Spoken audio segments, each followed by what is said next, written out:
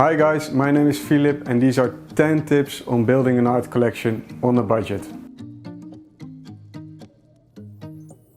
Before we go to the 10 tips, let me just introduce myself. I studied history and I now work for an art dealer that specializes in 19th century Dutch art. I wanted to build an art collection for myself, but I found there wasn't really much information around for someone on an average income. I was lucky enough to have this art dealer helping me in all the choices I made. I now want to share my experiences with you. Let's go to the first tip.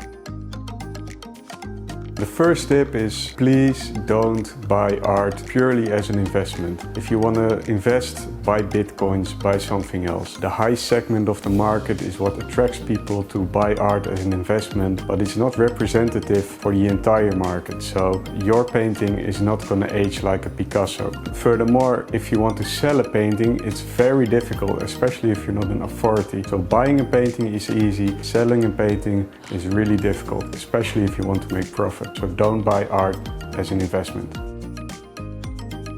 My second tip is don't buy art just because you like it. I've come across this a lot when watching other videos on this topic, which is quite logical. But taste is something that changes faster than the weather, especially in the Netherlands. I think that a painting is much more than a picture, so you want to go beyond that.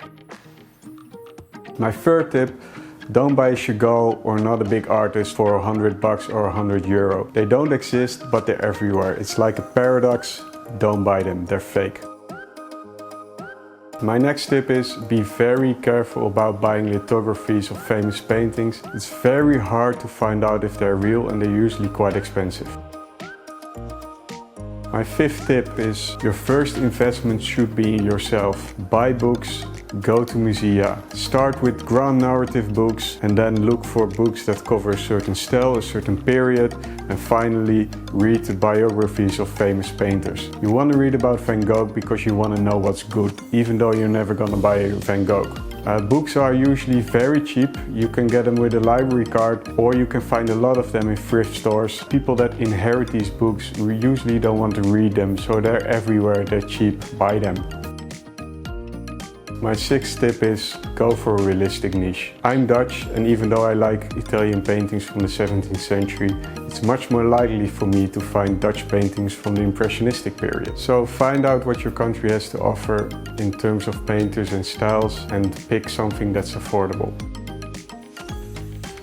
My next tip is, if you can, buy art that is institutionalized and part of the historical art canon. This means that it's written about in literature, like for example this painting I have here. It will be more likely to hold and increase in value in the future.